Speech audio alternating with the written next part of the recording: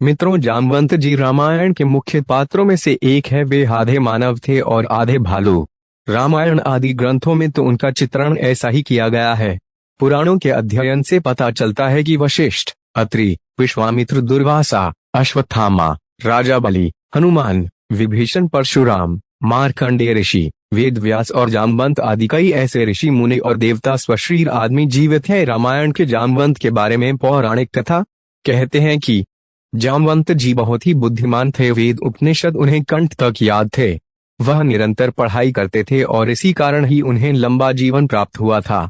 परशुराम और हनुमान जी के बाद जामवंत ही एक ऐसे व्यक्ति थे जिनके तीनों युगों में होने का वर्णन मिलता है और कहा जाता है कि वे आज भी जिंदा है। लेकिन परशुराम और हनुमान से भी लंबी उम्र है जामवंत जी की, क्योंकि उनका जन्म सतयुग में राजा बलि के काल में हुआ था। तो जामवंत जी के इस रहस्य को जानने के लिए हमारे साथ जुड़े रहे।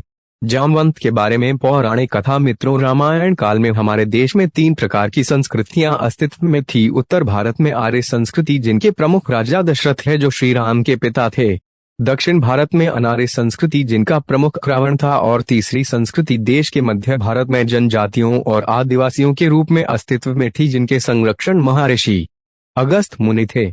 अगस्त्य मुनि वनवासियों के गुरुवार और मार्गदर्शन थे। बानर राज बाली, सुग्रीव, जामवंत, हनुमान, नल और नील आदि अगस्त्य मुनि के शिष्य थे।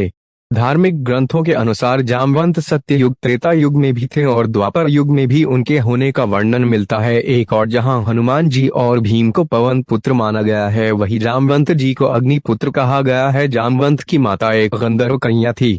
मान्यता अनुसार भगवान ब्रह्मा ने एक ऐसे ऋच मानव बनाया था जो पैरों से चल सकता था और जो मानवों से संवाद भी कर सकता था।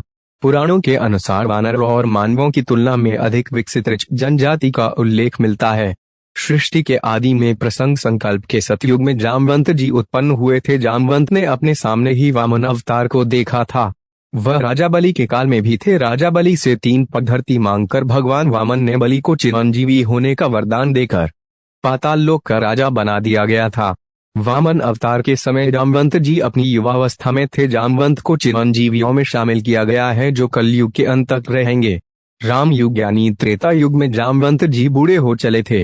राम के काल में उन्होंने भगवान श्री राम की सहायता भी की थी। कहते हैं कि जामवंत जी समुद्र को लांघने में सक्षम थे, लेकिन त्रेता युग में वे बूढ़े हो चले थे। इसीलिए उन्होंने हनुमान जी से इसके लिए विनती की कि आप ही समुद्र लांघिए, यानी कि रामायण युद्धकांड में जामवंत का नाम विशेष उल्लेखनीय है।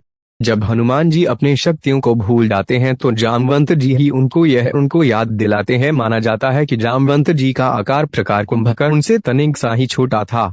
जामवंत को परम ज्ञानी और अनुभवी माना जाता है। उन्होंने ही हनुमान जी को हिमालय में प्राप्त होने वाले 4 दुर्लभ औषधियों का वर्णन किया था, जिसमें से एक संजीवनी थी।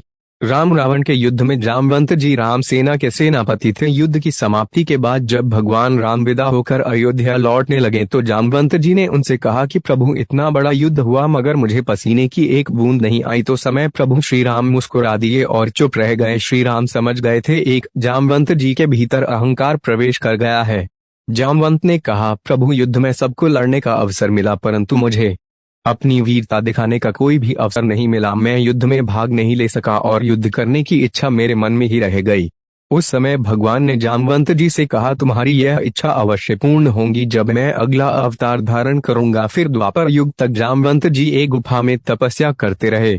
उस समय एक स्वयंतक मणि होती थी जिसे इंद्रदेव धारण करते थे। भगवान श्री कृष्ण को इसके लिए युद्ध करना पड़ा था। उन्होंने मणि के लिए नहीं बल्कि खुद पर लगे मणि चोर के आरोप को सिद्ध करने के लिए जामवंत से युद्ध किया था।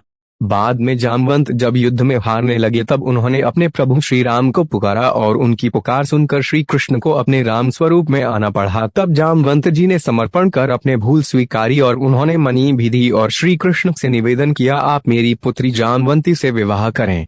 जामवंती और श्री कृष्ण के संयोग से महा प्रतापी पुत्र का जन्म हुआ। इसका नाम शामब्र रखा गया।